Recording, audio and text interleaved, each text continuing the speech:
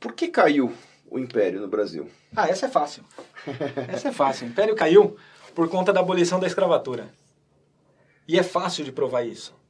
É que, infelizmente, a história ela é ensinada de uma forma deturpada a não fazer a correlação e não ligar um fato com o outro.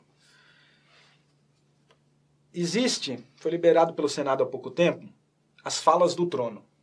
O que são falas do trono? No início e no término do ano legislativo, era a única hora que o imperador tinha autorização para entrar na casa do povo, no Congresso. Porque aquilo não é do imperador, aquilo é do povo. Sim. Naqueles momentos, durante os 49 anos de reinado de Dom Pedro II, em todos os momentos ele pedia para acabar com a escravidão, porque nós éramos uma monarquia parlamentarista. Ele não podia dar uma canetada e acabar com a escravidão. Não era poder dele. Era poder daqueles que eram eleitos pelo povo. Então, uma sacada que ele fez foi utilizar de um artifício que a Constituição permitia, que era de nomear um para o Senado. E ele nomeou a princesa Isabel como senadora. Ou seja, a primeira mulher a ser senadora no Brasil foi a princesa Isabel. E a princesa Isabel, como grande abolicionista, que eles sempre foram, inclusive, não sei se vocês sabem, a família imperial não tinha escravos. Eles faziam a alforria e contratavam assalariados. Com os seus próprios vencimentos eles pagavam. Não era com recurso público. Sabe qual era o vencimento da família imperial? 800 contos de réis. Que hoje... Só para você ter uma ideia. Não vamos nem fazer uma correlação com hoje. Foi o mesmo valor durante 49 anos. O mesmo. Marechal Deodoro, em 15 de novembro de 1889, dobrou o valor. Então não era muito. Mas com isso, ele bancava estudo como de Carlos Gomes, né, o compositor da ópera brasileira, o Guarani.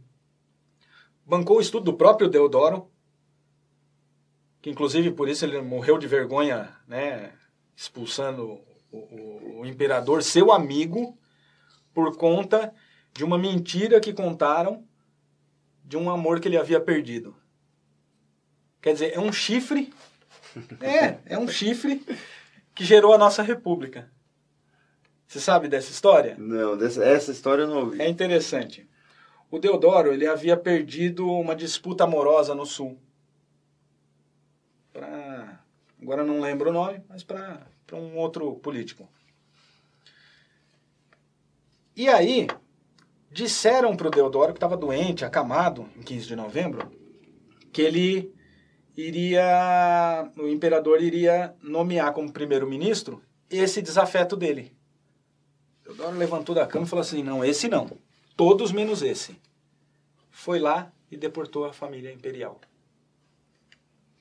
Inclusive, só para você saber, aquela imagem dele na praça que hoje chamaria Praça da República, lá no Rio, né, em cima do cavalo branco, com a espada para cima e tal, ele não estava gritando Viva a República. Ele gritou, viva o imperador. Existem relatos que comprovam isso. Ele gritou, viva o imperador, porque ele era amigo pessoal do imperador. A intenção dele era depor o gabinete de Ouro Preto. E não depor a monarquia. Mas aí, Benjamin Constant e mais alguns outros positivistas, que aliás, vamos falar sério, o Brasil é um dos poucos países do mundo que essa porcaria é levada a sério. Um dos poucos países do mundo que o positivismo é levado a sério. Augusto Conte não é levado a sério, acho que nem pelos familiares dele. Porque não existe verdadeira democracia no sistema republicano. Isso é um fato. Às vezes a pessoa pode falar assim, mas e os Estados Unidos? Os Estados Unidos se parecem tanto com uma monarquia, cara. Você não faz ideia. Quem governa? Trump construiu o muro? Não construiu. Não construiu. E não vai construir se os governadores não quiserem. Quem governa nos Estados Unidos é governador.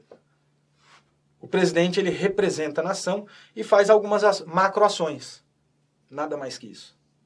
Você vê essa pulverização do poder que a gente fala? Cada estado tem a sua autonomia total. Inclusive penal, tributária. Né? Interessante. Agora, é fora da nossa realidade. Porque nós temos que trazer também para a cultura brasileira. Dom Bertrand, que é o nosso príncipe imperial, ele tem uma frase que eu acho muito interessante. Às vezes as pessoas não sabem, mas a nossa natureza não é republicana. Vou te fazer uma pergunta que eu já te fiz algumas vezes. Se você fosse abrir uma loja de roupas infantis, a sua loja seria a princesinha ou a filhinha da primeira-dama? A princesinha, cara. Filhos e filhas. Você fala, esse aqui é meu príncipe, isso aqui é minha princesa. Por quê? Porque você não consegue ver nada melhor do que isso. Você não fala, esse aqui é meu presidente. Não, você não fala. Não. Não fala isso pro seu filho. Né? Você não quer que ele seja xingado por todo mundo. Entendeu? Então, É verdade. assim, é natural. É a ordem natural das coisas. E o Brasil tem uma outra característica. Ele foi fundado com bases na monarquia. Agora, vamos voltar a falar, então, né, sobre... Tudo isso foi para a gente chegar em como se deu o golpe militar. Em 1888, então, com a princesa Isabel como senadora, ela conseguiu colocar em votação e articular com os liberais, porque os conservadores estavam do lado dos fazendeiros e dos grandes oligarcas, em sua maioria, articular com os liberais para poder aprovar a abolição. Quando essa abolição foi aprovada, Dom Pedro estava em viagem representando o Brasil. Aliás, essas viagens eram pagas com também esses 800 contos de réis. Não usava recurso público, era com os seus vencimentos. Durante a viagem, ela era a regente, né? Ou seja, naquele momento ela estava como chefe de Estado, sancionou a lei. Quando ela sancionou a lei, o primeiro-ministro, o chefe do gabinete de ministros, virou para ela e falou assim, Vossa Majestade acaba de perder o trono. E ela disse, olha que interessante, cara, a diferença entre político e estadista. Ela disse assim, 1000 tronos eu tivesse, 1000 tronos eu perderia para libertar os negros desse flagelo. Essa frase é famosa dela, né? A frase mais famosa dela. É. Interessante. E engraçado é que hoje você começa a conversar com, principalmente jovens, sobre monarquia, e o principal argumento que eles usam é que monarquia era escravagista. Você fala em voltar à monarquia, vai voltar os escravos. Né? Muito pelo Na verdade contrário. é o contrário, Muito totalmente o pelo contrário. Sim.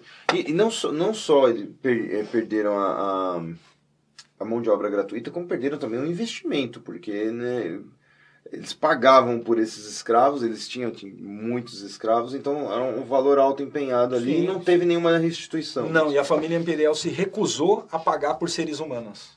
Falou, não, o Estado brasileiro não vai pagar por pessoas que compraram seres humanos.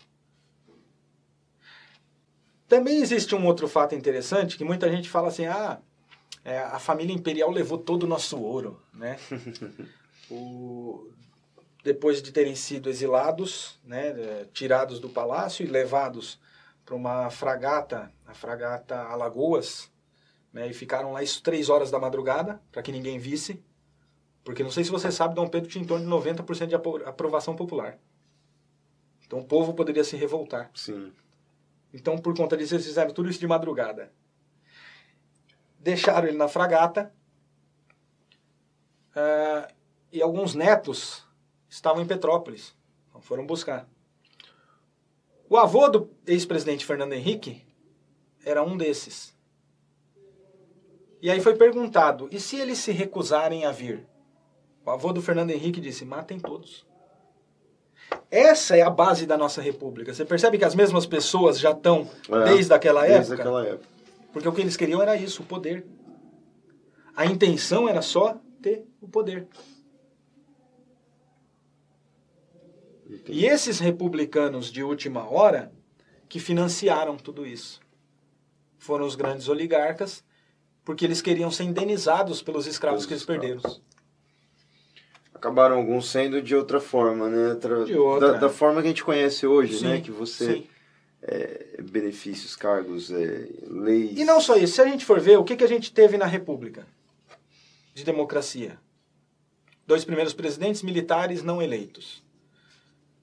Logo na sequência, velho. Quer dizer, nós estamos falando de 1889... 1900, começou 1930, ditadura Vargas. Depois também o Vargas querendo se aproximar dos nazistas, né? O Vargas querendo